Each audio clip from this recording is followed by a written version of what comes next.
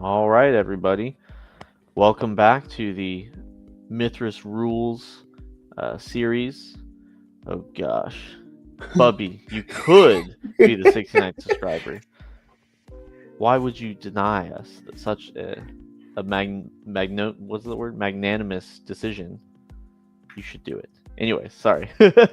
Welcome to the Mythras Rules series, where we're going to go over why the Mythras rules matter and why we choose Mythras. What was the point? And I'm just going to actually put this up there right now. The Mythras rules slide and why they... Oh, I can't do it. You're going to have to do it, Elf Hunter. There you go. There you go. Why they strengthen roleplay. Today we're going to be talking about... I'll let Elf Hunter get into what we're going to be talking about. But last time we talked about characters, very focused on the self. Today we're going to be focused on the broader picture and how that helps you role play better. I will say this chapter and then the next chapter, kind of, you can throw them out the window. You can do that by using the skill pyramid if you just want to get up and go. A lot of people, when they're new to the system, they like just to do that because they get stuck in this very detailed character creation. But I think it's very warranted to take your time and everyone together at the session 0 go through this and find out how are we going to play this game. It really makes the world come to life. No, if you have gone through the chapters already, you've done this a million times, and maybe it's a one-shot or something and you want to save time, in that case, I like the skill pyramid to get my character created quickly. But like Adept said, it's definitely worth it to go through these chapters to think about who your character is before you start playing. So culture and community is the name of this chapter. Essentially, how did your character grow up? We're going to be getting into the culture, background events, not a background story, but a single event. Community, family, that's a huge one. Allies, contacts, rivals, enemies. And then passions gets you thinking about core beliefs of your character and things of that sort. Exactly. So, first off is the culture. On the side here, I have the 4 cultures in the core game: barbarian, civilized, nomadic, and primitive. You should definitely read over them. You should know them because a lot of times if you're just jumping into a game with strangers, that's the cultures that are going to be used. But Mythras implores you in its setting design. You can see there's always custom cultures. That's what brings the world to life. So I don't want to focus on these specific cultures, but how they work. Each culture has 7 different standard skills. If you remember last time, standard skills are things every character has. Anyone can do it. But the culture has somehow, some way focused on 7 of them. All right? After that, there's a list of professional skills. Remember, professional skills, unlike other BRP games like Call of Cthulhu, where you have all the skills and you can use them all even if you only have a 1% chance. In Mythras, you have professional skills where if you don't have that skill, you can't try it. If you don't have the skill to lockpick, you can jimmy at that lock all you want. It's never going to happen. But you'll have a list of professional skills for each culture, and you as your character will select from 3 of them. So this is how you get 2 characters from the same culture that can be differentiated. Although it would be very interesting as well to have 2 cultures with the same professional skills. I could see them being either best friends or bitter rivals, but somehow still in the same group. And then each culture has a combat style, but you'll notice I have that if desired.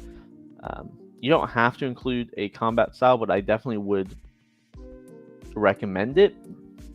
The characters don't have to choose to take that combat style. They can decide if they want to. So each culture also has their own customs and their own native tongue. They could be the same between like a barbarian and civilized. They could have the same language, right? But even if they have the same language, they would have very different customs. Those get a massive bump during the character creation. A plus 40% is standard, which is, that's essentially 2 whole difficulty modifiers. Right. And at the end of all this, you figure out, okay, what are my 7 standard skills? What are my professional skills? Do I want this combat style? And then you distribute all your points. Usually it's 100, but you have to have a minimum. that shows that even if you have not focused on these standard skills, the culture has shaped you. So the minimum traditionally is 5%. Even if you didn't focus on, I don't know, athletics, you grew up in an athletic culture, so you have a plus 5%. That takes out of that total points that you have to distribute. Now, of course, I said you had 100 points generally. You can't put all of those into your combat style.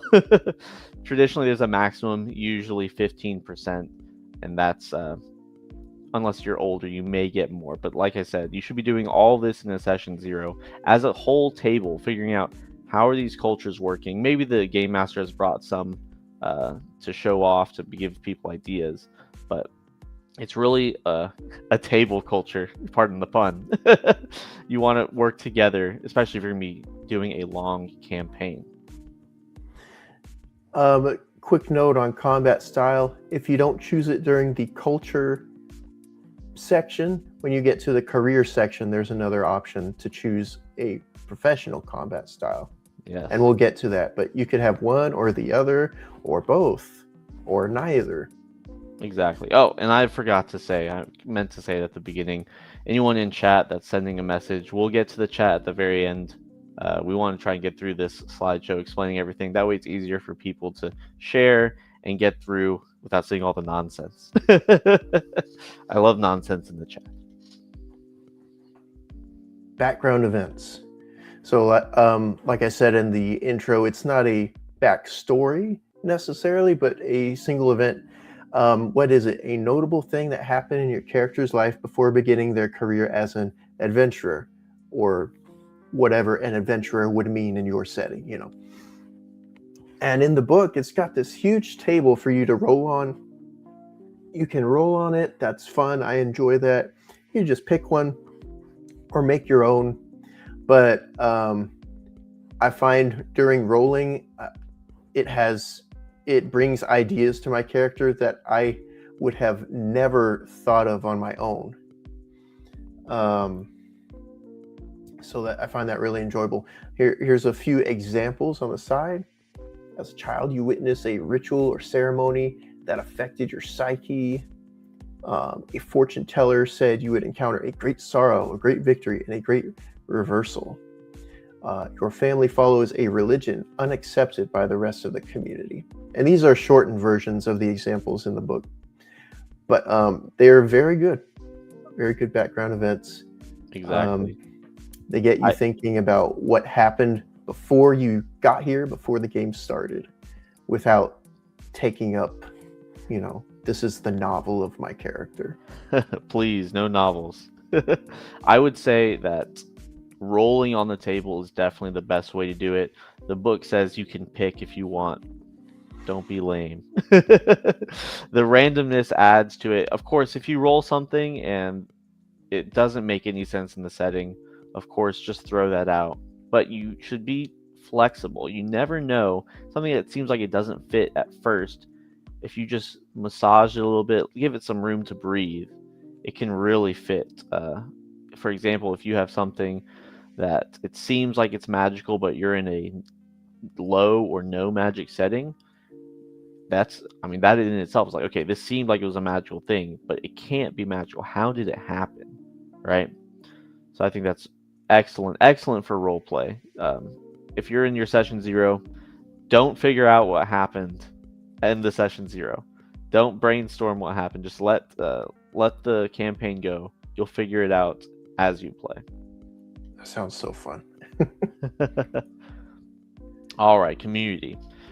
Here we have the social classes, and right now you can see 6 of them. But when you're making your custom cultures, you don't actually have to use all of these. In fact, in the book, only the civilized culture has all 6 of these social classes. So that's one more thing that the game master or the players at the table can use to shape what kind of culture they want. Anyways, the community does set you up with certain things. First off is the starting money. In general, a civilized culture is going to have more money than a primitive culture, right? But depending on where you are in this community, you might have less. For example, if you're a slave, you're going to have a lot less money than if you're part of the aristocracy, right? But this also sets you up with your background resources, sort of the not the money you have, but the things that, okay, you go home, what do you have at your disposal? And then also, if you choose to use it, that income between adventures, right? Although I will say the money and everything here, it tells you what to do with it, but the tables for it are on they're like 3 or 4 pages away, so it can get kind of confusing. Elf Hunter let me know it shows your starting money as like you roll a couple dice and there's a multiplier there. There's actually another multiplier at the on the table for your social class. That's like your money modifier. So don't get confused by that. If you just read the book, it'll make sense. Take your time. But this part of the cultures can differentiate once again two people from the same culture, but one person's a slave or even an outcast, while one person's from the ruling class. It can be very exciting for the story. See what happens.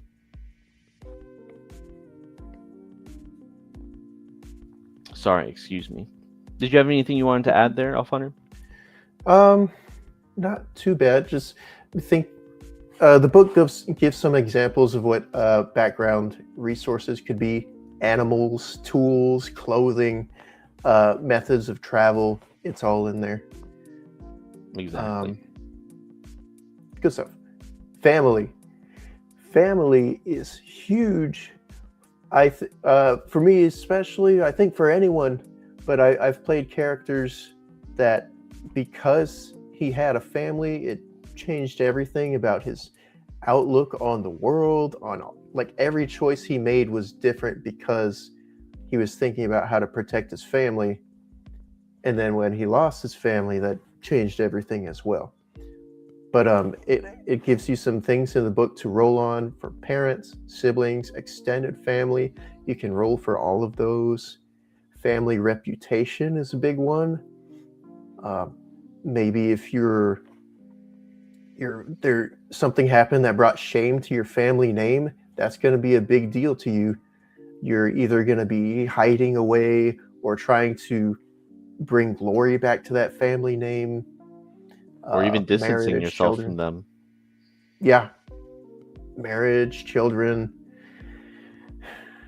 Do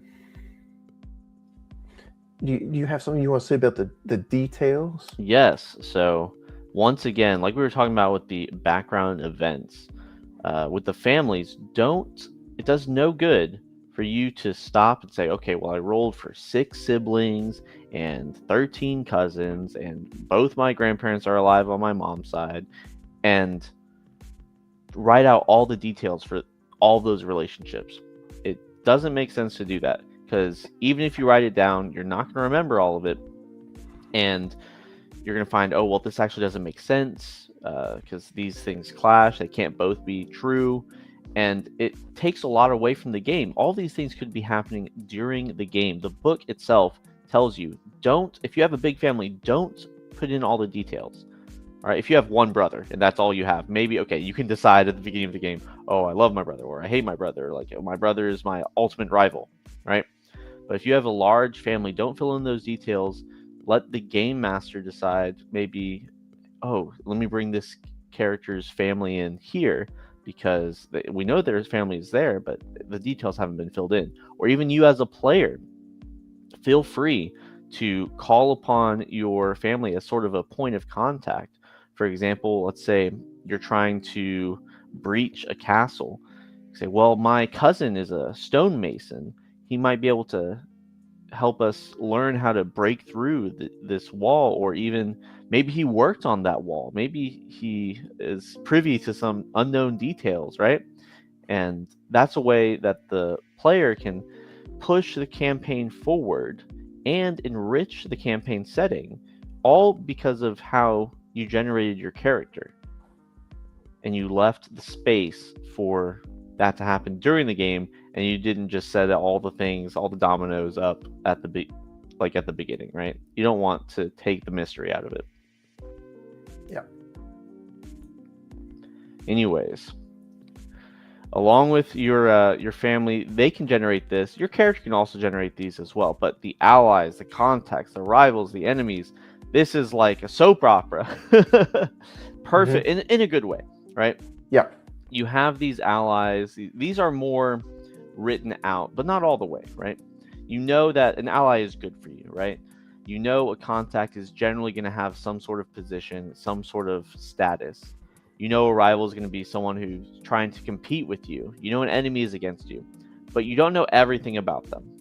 These are personal things that through the gameplay you can figure out more about them, and they can change, right? If you have an ally that you're working with, but for whatever reason, maybe, and we'll get to the passions later, but because of one of your passions you have to betray them, or even they betray you, that's great for the game, great for the role play, and it's supported at character creation through the rules.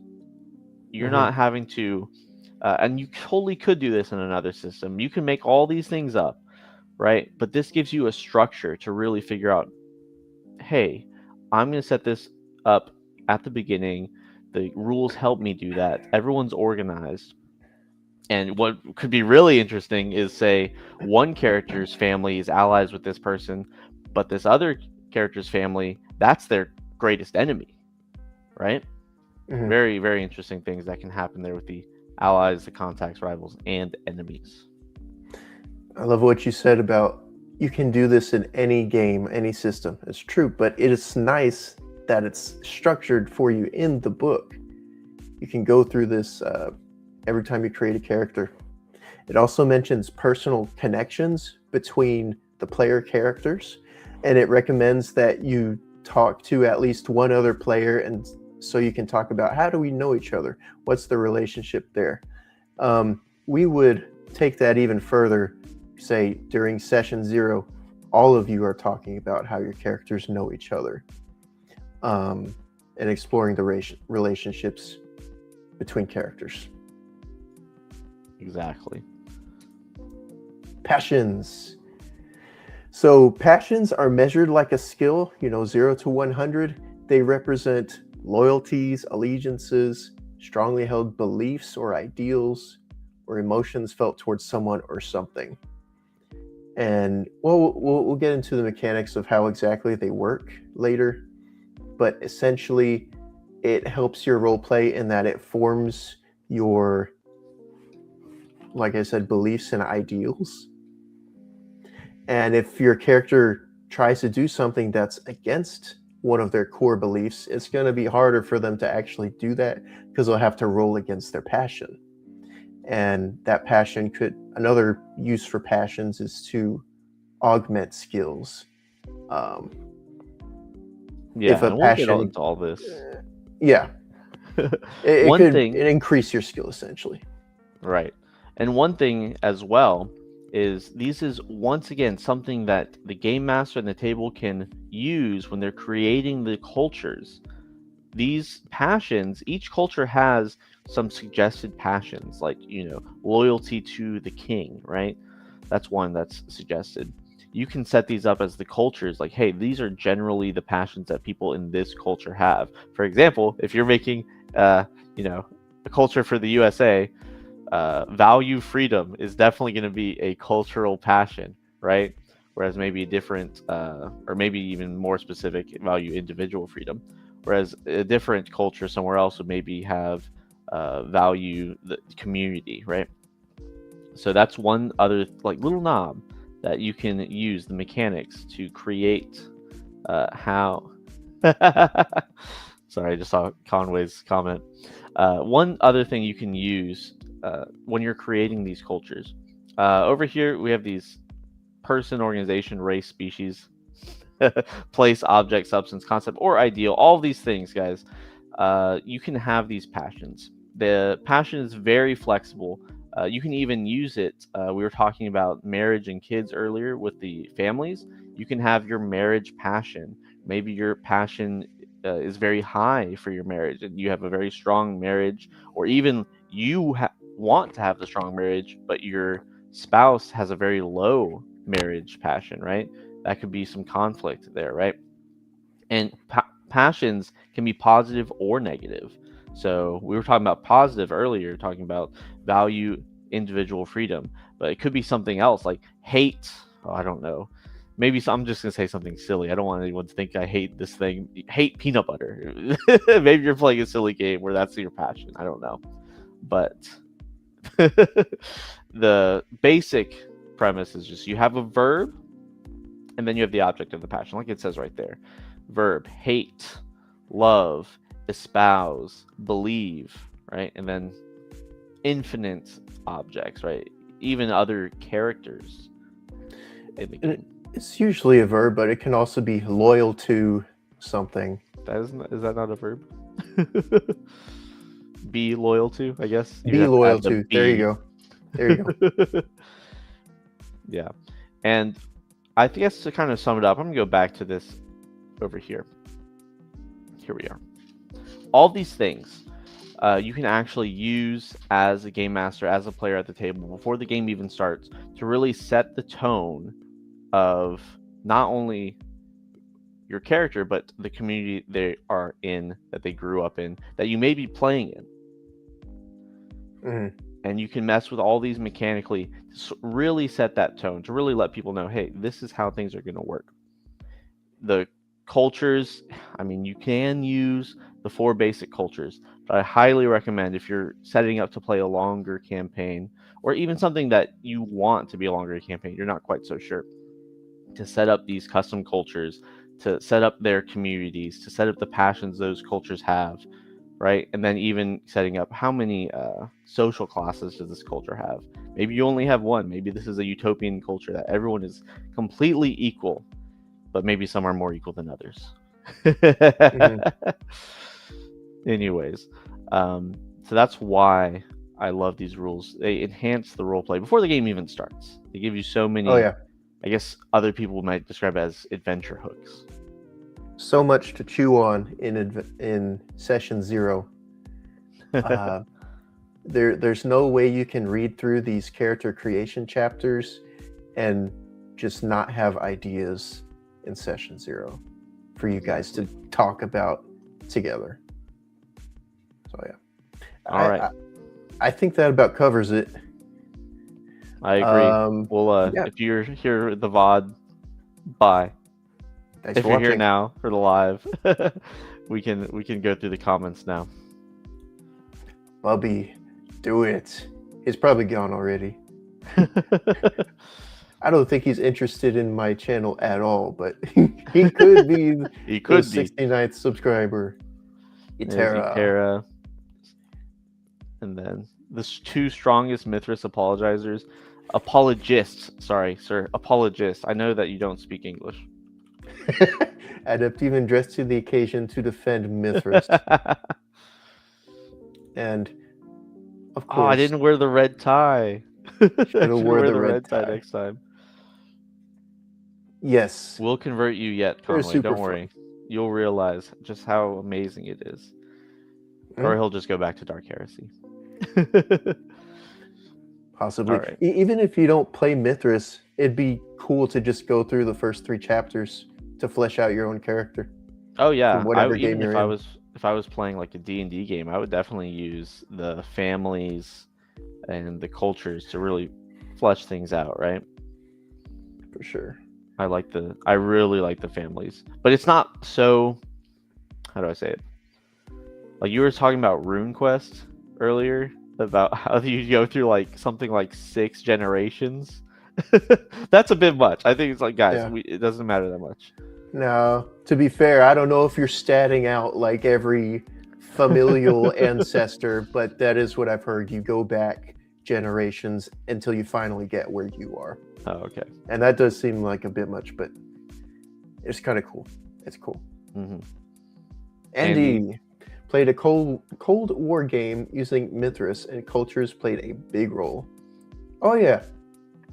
I was actually talking to you about that, talking about like if you were setting up a modern day game, you'd have the American culture and then like maybe a little less the modern, right? But like a USSR culture. That'd be really cool for that Cold War game. That'd be I wish I could see that game, Andy. That sounds really interesting. Yeah. that is one thing that I really enjoy with Mythras is that you can use it to run so many different genres and times, like of history or even the future. But that's just BRP. Oh yeah, it's a bit off topic, but since we're just chatting now, Andy said he was one of the playtesters for Cults of Zahak. So Ooh, I had mentioned I want to run that one of these days. So yeah, you're more than welcome whenever I do get around to that to play in the game. did they send out the printed copies of that already or not yet? I believe they did. I just hadn't paid for my copy yet, so I don't have it Oh, yet. But I've got my PDF. nice, nice, nice. Yeah, I would. I'd be very interested to read that. It looked pretty neat. I think it's very cool. All right. Well, if there's no more comments, is there anything you want to end off with? Oh, there's one. How's progress with the 4D in the Mythras server? If you're talking about the beginner game that I was posting, there is literally 0 people who are like, I want to do this. There is many people that were like, I'll volunteer as a backup. So there's a tentative interest in that specific game. I was so surprised because there's so many people that posted in the looking for game forum that were saying, I'm a beginner looking for someone to GM the game with. That's all they put. They didn't put any requirements. There's like 10 people that put this, and yet no one's interested in the beginner game.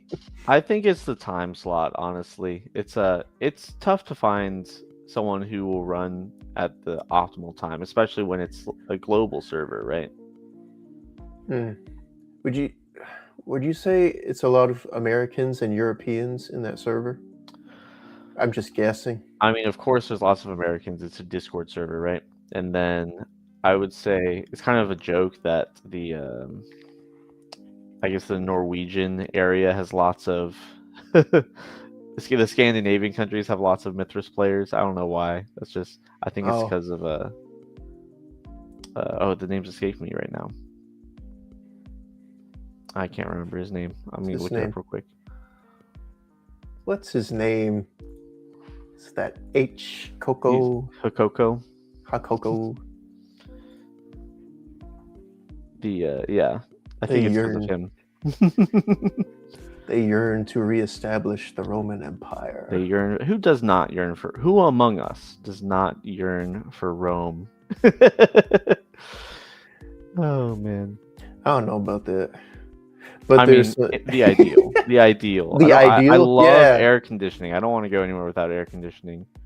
Hanu. That's the Hanu. Yes. Hanu is like, if you have, maybe it's like this with most smaller RPG communities, but it makes me think of that one Avengers movie where the villain's like, we have this, and that, and then like Iron Man's like, but we have a Hulk. Hanu's the Hulk. Yeah, he's a beast when it comes to just like developing resources and things like that. He's what a Chad. Resources, blog post. He has so much. I believe his blog is called Notes from Pavis. Yeah. From Pavis. Yeah, I believe Reliel has a lot of blog posts as well. But yeah, if you go in that the Discord server, there's so many resources and so many people that will direct you to them, help you out. Really smart guys. Yeah. They've been playing this game for years and know every little in and out about it. Before I forget, I'm gonna send a message to Vasilis because I did share the the 4D handbook there. And people were interested. Vasilis, I think he was more interested because I said he wouldn't like it. But then I mentioned it was, I guess he could think about it as rules for roleplay. And so he was interested by that.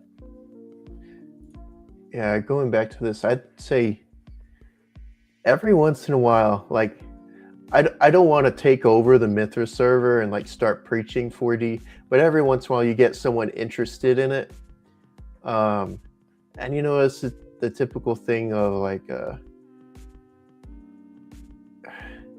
some say that sounds cool, some say that doesn't sound like what I'm into.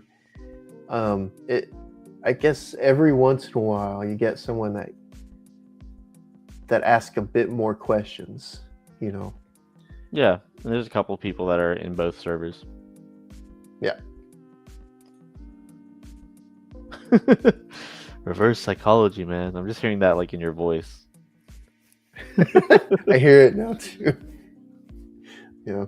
I should just give Nicholas a script to do these videos. I feel like with his accent, more people will listen. I don't know what it is. It's like when you're teaching chess. You could have known nothing about it, but if you have a Russian accent, people think you're a grandmaster. Oh, dude, yeah.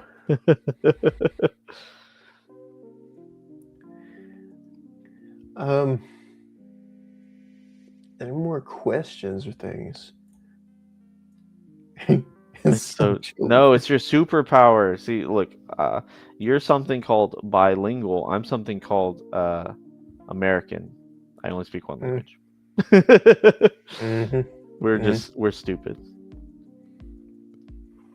Anyways, I think Conway he ran away because he was like, wait, this Mythras actually sounds good. He felt the symbiote overtaking him. He was like, I have to get away. No. Oh yeah, these, like you said, these subsystems, super good for role play. They're not going to help you if you don't role play, but if you do, then yeah. I wouldn't even really call them subsystems. Just like these are only used at character creation. So it's like nitroglycerin for your campaign.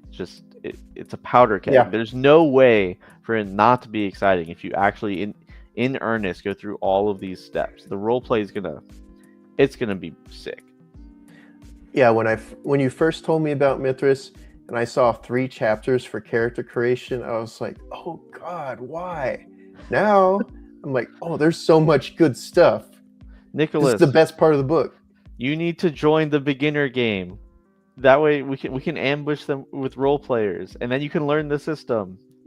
It does have an undeserved reputation for being super crunchy and hard. No. Look, it's completely deserved, but only because people play it like they're D&D players, and they're like stopping every 5 seconds to talk about the rules. I'm like, none of these rules apply. Just stop. Just play the game. Yeah. It's like, imagine if you were playing Easy D6. Imagine role play with me. Imagine you were playing Easy D6, and every single time there was a roll, someone was just pestering, like, "Can I use this for an advantage? Can I use this for? Can I get a boon here? Does this ability apply?" It's like just role play. It's the exact same thing. You were not here for the last one. Share it again. I gotta find. Oh, it's linked. It's in the description. There's a link. Is that the Wait. Yeah. No, go to that one. Wait, is it the Google link or is it the Mythras.net link? Let me see what I put there. I think I put the Google link. Put the Mythras.net link because I updated it. I updated it specifically for you, Nicholas. No. Don't do. That's the old one. Don't use that one. Use the new one. Will be there soon. It's if you're not looking at version 1.1, then it's wrong. It's not the right one. It's I redesigned it so that the skills were put more up front, and the characteristics, which are important, are not as important as the skills. So they take a little bit less space. But bro, it's an automated character sheet in terms of the difficulty things. Like you can just click a thing and it changes. It'll show you the number you have to roll. Okay, so I'm linking the page. You'll have to scroll down and click. No. I'm gonna send you the link. I'm sending it to you on Discord. It has you can go to the actual thing. The fancy auto-calculating character sheet, right? Yeah.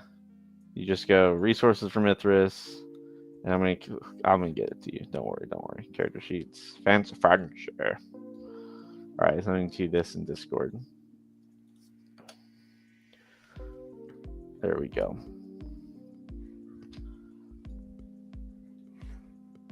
But yeah, there's tons of things that Mythras is known for being crunchy, but it's really not.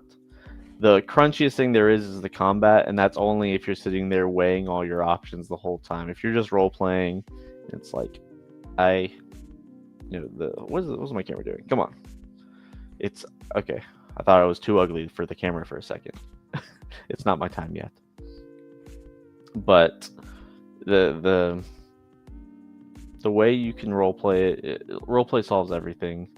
It's not that crunchy. Unless you're getting into there are some really obscure rules that just don't make sense. You can be a Macedonian slave. In fact, I'm just going to say it. That is the intended experience for Mythras, to be a Macedonian slave. Just kidding. Because they've not released Mythic Greece yet. They've been working on it for so long. Please, design mechanism. Bro, when it pops in the server, we're going to have like a party. The whole server is going to blow up. I think the server might crash, like, honestly. The design mechanism website might crash. It might. Everyone buying it. Bro, you're going to have people who they don't even got money, they're going to be buying it. Yeah. I don't know how, but they're going to do it. We do have, there's Mythic Rome, right? Yeah, but Romans they're just role-playing the Greeks. The Greeks are the actual Greeks. I think that would be so cool to play. Less armor. I love less armor. Go in and you like slay a monster by yourself somehow. The only thing about Mythic Rome is, if I remember correctly, it was actually written for BRP, and so they converted it, and there's a little bit of strangeness to it. It's definitely a different beast than like Mythic Britain, which you can tell is like, oh, this was written for Mythras. In fact, there's actually a lot in the Mythic Rome channel on the Discord server. There is, let me find it because I don't want to say this wrong. Mythic Earth, here we are. There is a table. Yeah, the equipment table for that they reference in Mythic Rome. They forgot to put it in there because it was in BRP. And so we have a pinned message on the Mythic Rome. It's like, no, this is the table you need. Slayers be buying stuff they can't even afford, man. Yeah. I think you meant, did you say Slayers or Slavers? I think I meant to put players. Oh, players. I mean, honestly, if players are buying books and reading them, that's such a huge step up than a lot of people in the hobby, unfortunately. Yeah, leaving it to the GM to buy everything. Yeah, or they're watching videos like ours, like, this will teach me to play the game. I am purposely not teaching you to play the game. Go read the book. I'm just telling you about the game.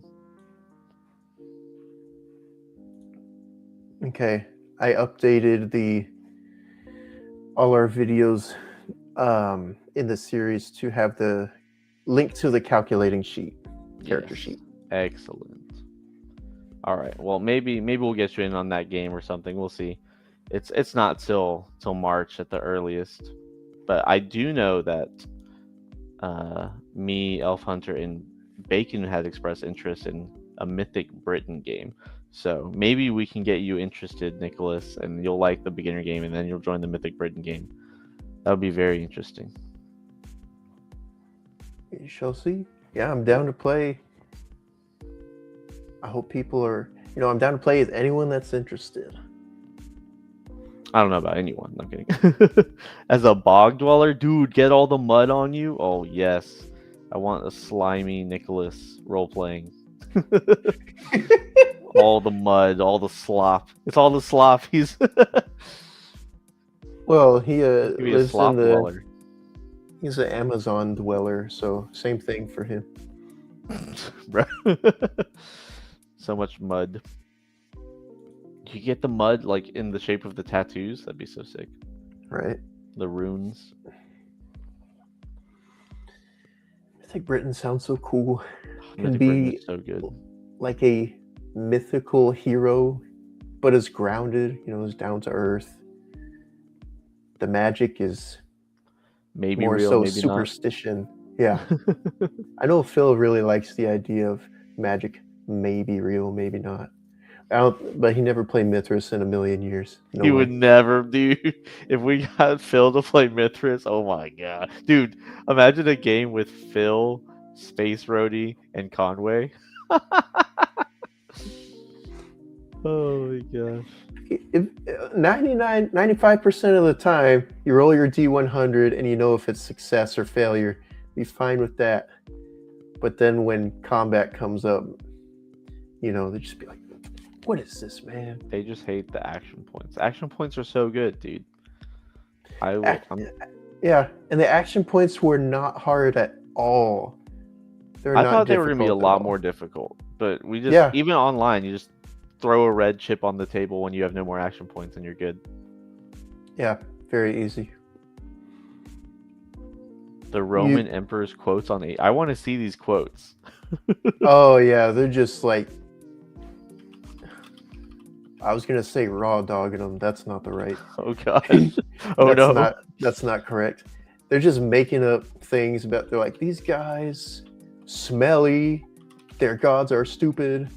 They live in the swamp. Saying all kinds of things about them. Let me see. I want to see at least one. Roman Emperor quotes. It's true, their civilization is not as advanced as the Romans, but yeah, they were just saying all kinds of things about, oh, they sacrifice people and all this and this and that. Yeah, I can't find any. These are very esoteric. They're just giving me regular quotes from Roman people. Oh. Lame. But yeah, so Mythic Britain will take place a little bit after the Romans are already gone. But instead the invaders are the Saxons. Yeah, so it's specifically set in 495 BC. Wait, sorry, AD. It's definitely AD. My bad. So 495 AD, the Romans are gone. They've left their stuff. Oh my goodness, you have. Oh, let's go. And strangest of all, they are able to endure hunger, cold, or any kind of hardship by plunging into the swamps where they exist for many days with only their heads above water. That's insane, bro. They are the most. Hold on, I gotta share this. Let me get this picture. It's funny. Yeah, that works. Can I add this? An image file. Yes. I love this. This is glorious. They're the most ignorant people I have ever conquered. They cannot be taught to read. They're the ugliest and most stupid race I ever saw. Oh my goodness. And it's funnier so much because they couldn't conquer the entirety of Britain, so they're just mad. Yeah. Stay mad. That's where those cultural passions come into play. I love it, dude. I love the so fun. In Mythic Britain, you have like so many ways people are divided. Like you have pagan, Christian, Britain, Saxon. You have whether they bent the knee to Rome, whether they fought Rome. You even have Britain and Irish. It's like there's so many things where you can have people that are completely dichotomous. They like all their things are opposite, and then you have people who they're like, okay, well, you bent the knee to Rome, but you're also still a pagan. So I guess that's good.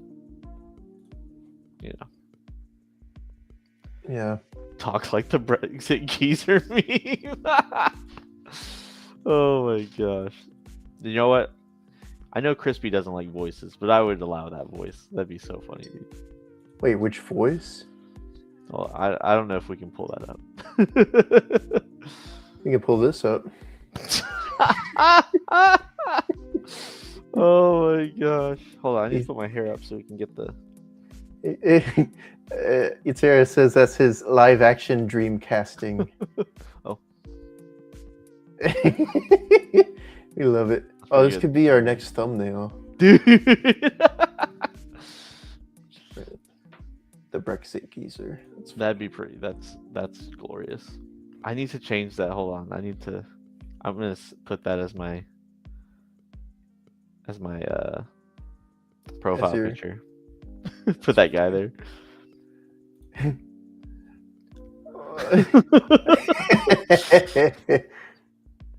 It's funny.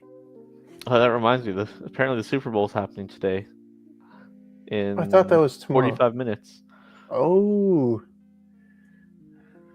I don't even know where I'm maybe gonna we watch could it. do I don't even know if I something. can. We'll see. All right. We enjoyed you, Nicholas. Conway was scared at the feelings he was feeling. It's like a Yeah. young boy being in love for the first time. He's scared of the feeling. Yeah, maybe we're getting y'all Mythras curious. And for the people already Mythras inclined, maybe you're 4D curious. Maybe a little. I'm excited to get into the actual play mechanics. Yeah, that'll be really exciting. Specifically the passions. Passions are so good. Oh yeah, I'm excited. I think that's about it for today. You know what we should have for the outro? We need to get the guy playing in the Monsters vs. Aliens playing the piano. Oh, you get copyright so hard, but that'd be so funny. Yeah, maybe we can get an alternate version or something. Just play it at 1.2x speed. I'm confident with my 4D pastor about the feelings I'm developing for Mythras. Father, I have sinned. Father. I'm having urges. The forbidden book. Read it.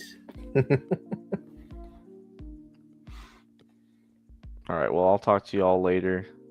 It's been great.